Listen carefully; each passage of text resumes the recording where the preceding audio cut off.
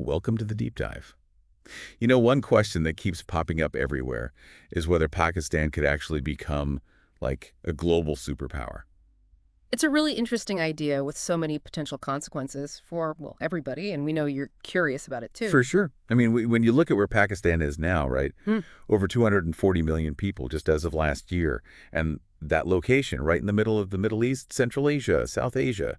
I mean, yeah, it's natural people are talking about it. Plus, a GDP last year of about $376 billion. It's not Hmm. huge growth, but that 2.4% rate does suggest something's happening there. Totally. But I mean, honestly, looking at everything from economic forecasts, those debates on X and what the experts are saying, Yeah. well, it's a mix. There's optimism, but there's a lot of people who aren't so sure. So what we're going to do today is try to cut through all that. We want to look at all the complicated stuff and figure out what really matters, what the real possibilities are.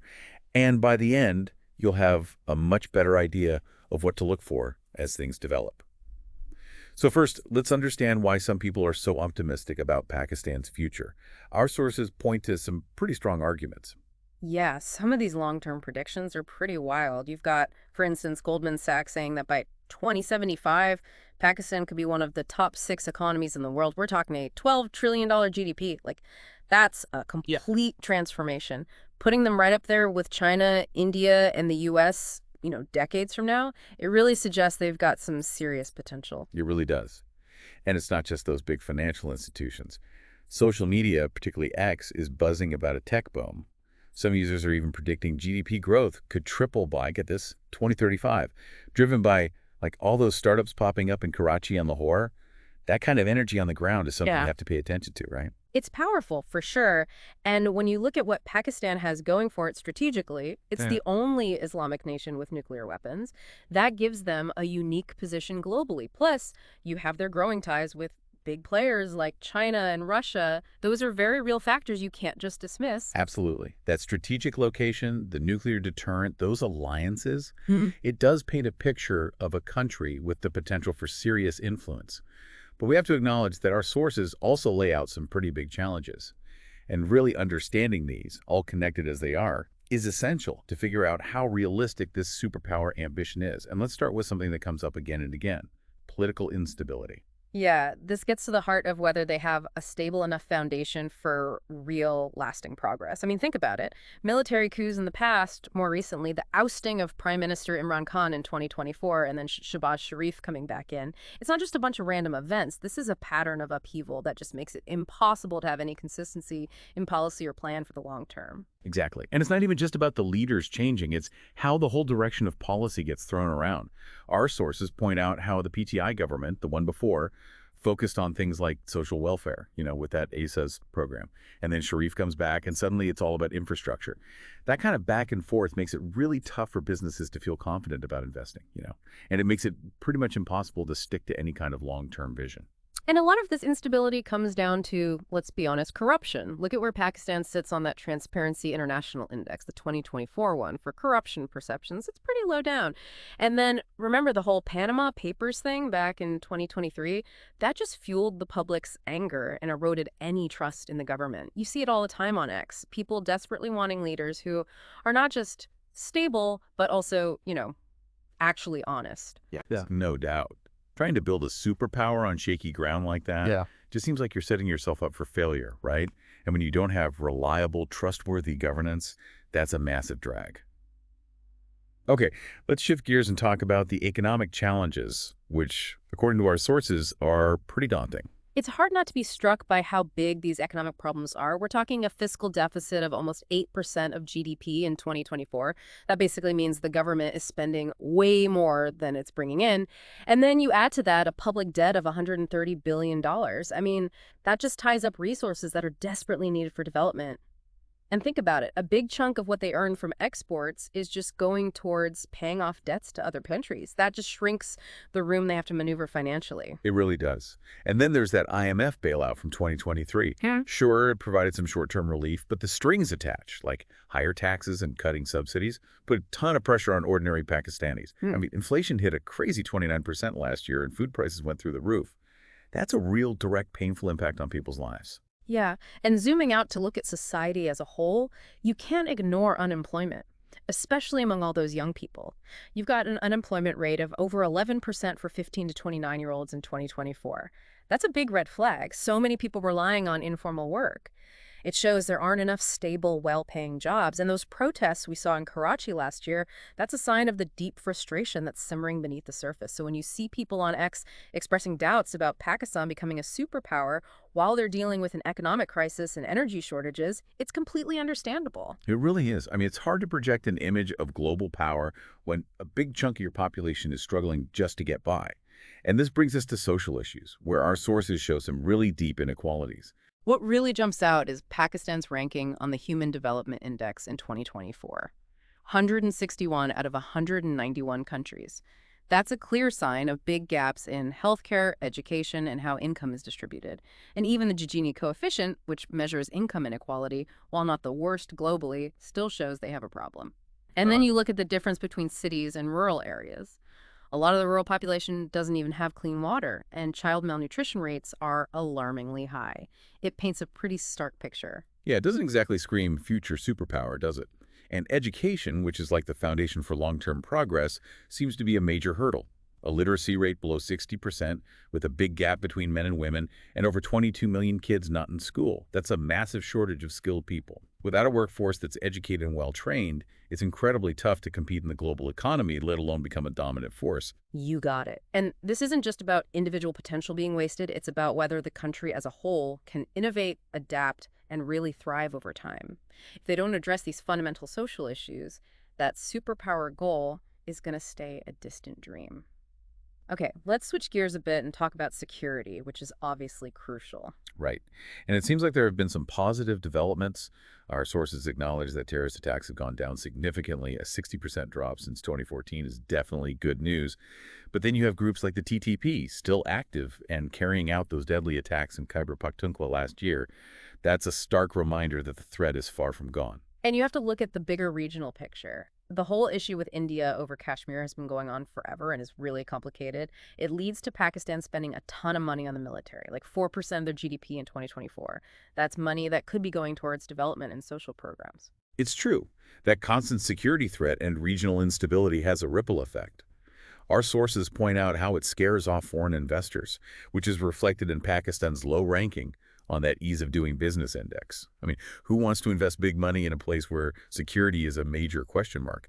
So yeah, we've laid out some pretty serious challenges. But our sources also make it clear that it's not all doom and gloom. There are some genuine bright spots and opportunities Pakistan could use to its advantage. Let's delve into those now. It is interesting to think about how they could use these opportunities to get past some of the challenges we've just talked about. Let's go back to that strategic location for a minute. Right, we mentioned it earlier, but when you dig into it, bordering China, India, Iran, Afghanistan, plus access to the Arabian Sea through Karachi, Pakistan is really sitting at a key crossroads for the whole region. And the Gwadar port development, that's a big deal, especially as part of CPEC. It is. I mean, the Port Authority estimates that Gwadar could handle like 400 million tons of cargo every year. That's massive. It has the potential to be a crucial link in China's Belt and Road Initiative.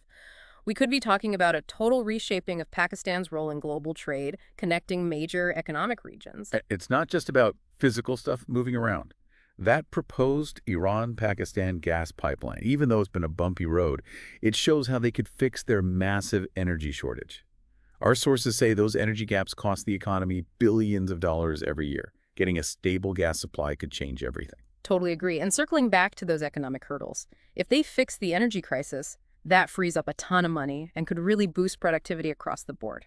Now, another big potential plus is their demographics. A huge young population and a middle class that's getting bigger. Exactly. 65% of the population under 30. That's according to the UNDP. Think about that. It's a massive workforce just waiting to be tapped into. A breeding ground for innovation, especially in tech, which is booming. All that venture capital flowing into startups in Karachi and Lahore, that's super encouraging. And you have companies like Kareem and Daraz that have really made it. That buzz on social media about maybe tripling GDP by 2035, while maybe a bit optimistic, shows how much people believe in the potential of the younger generation. And that middle class, growing all the time, estimated at around 40 million people, they're creating a huge market within Pakistan itself.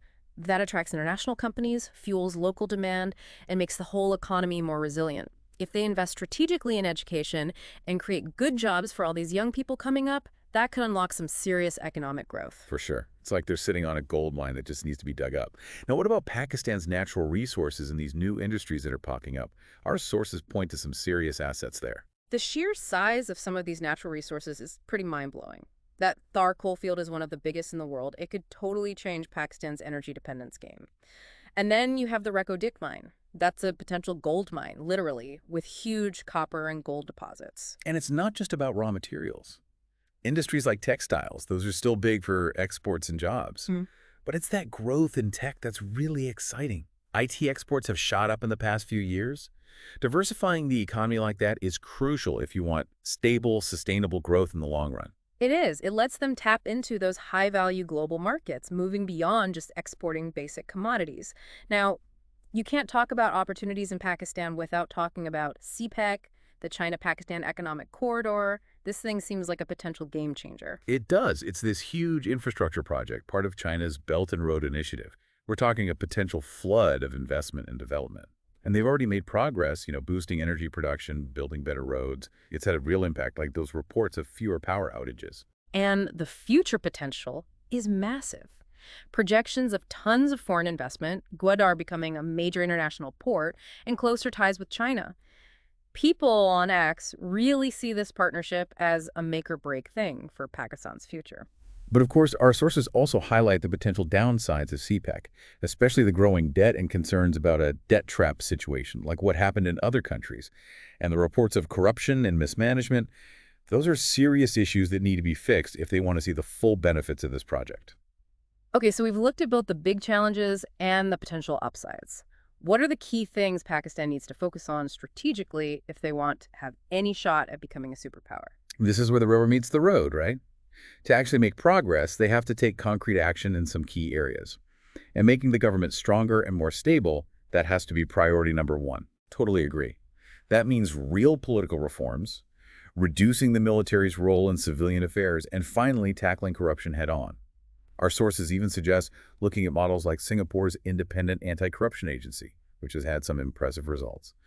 And all of this has to be based on a solid, long-term plan for the country that doesn't get thrown out every time a new leader comes in. And closely tied to that is the need for big economic reforms. They have to diversify how the government makes money, really focus on boosting exports in areas like tech and high-value manufacturing, and fix that energy crisis by developing their own resources and using renewable energy. Those are the keys to becoming financially stable and growing the economy in the long run. Some estimates say that just achieving energy independence could give their GDP a significant boost. And if you want long-term growth, you have to invest in people. Our sources are very clear about the need to spend more on education, create public-private partnerships to make quality education more accessible, and deal with the gender gap in education. Giving young people the skills they need and building a more inclusive society through well-designed social programs, that's how you build a strong foundation. And at the same time, they have to improve national security and build better relationships with their neighbors. Stepping up counterterrorism efforts, sharing intelligence better, working to ease tensions with India through dialogue and diplomacy that can free up resources and create a more stable environment where investment and growth can flourish. And strengthening ties with Central Asian countries through CPEC, that opens up new opportunities for trade and cooperation. And when it comes to CPEC specifically, they have to be smart and transparent if they want to maximize its potential. That means independent audits to make sure things are being done properly, renegotiating the debt to make it more sustainable, and making sure Pakistani businesses are part of the project's value chain. That's how they can actually benefit from it. What our sources keep saying is that they need a coordinated nationwide effort. The government needs to create good policies and stick to them. Businesses need to innovate and be entrepreneurial. And civil society has to hold everyone accountable and push for progress. It's a complex challenge that requires everyone working together towards a shared vision. So, taking a step back and looking at everything, how do we make sense of all this? Can Pakistan really become a global superpower? We've seen the potential, but the challenges are real. What's the bottom line? It's fascinating, really. There's this big gap between the potential they have and the very real, deep-seated problems they're facing. Strategically, they've got a lot going for them. The location, a young population, natural resources, nuclear weapons, a decent military ranking.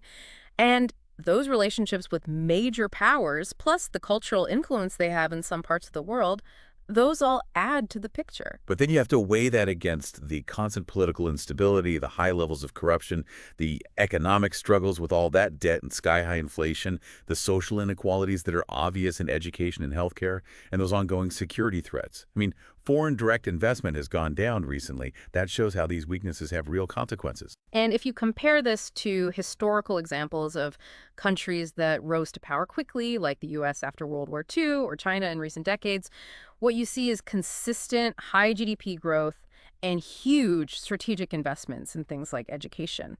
Pakistan's economic trajectory isn't really matching those trends right now. And while CPEC has a lot of potential, it's hard to say how big it'll really be, especially compared to China's overall global ambitions. That's true. So that Goldman Sachs prediction about 2075 is definitely interesting. But when you look at the situation now, based on all our sources, you have to be a bit more critical, at least for the near future. Maybe a more realistic scenario is that Pakistan becomes a major regional power. That's more in line with the size of their economy compared to giants like China and the US. And it takes into account their military reach and cultural influence. And let's be honest, relying so much on China through CPEC raises some legitimate questions about whether they can really be independent in the long run. We also can't ignore the ethical issues about governance and social problems that our sources brought up. I agree. Becoming a true global superpower is an incredibly complex process. Pakistan has a lot going for it, but to make it happen, they have to fix those deep-rooted internal problems and take advantage of the opportunities in a way that's sustainable and transparent. So as we wrap up this deep dive, it seems like we've uncovered a picture that's both hopeful and full of obstacles. Pakistan has the building blocks, the geography, the people, the resources, and things like CPEC could be a real path to development.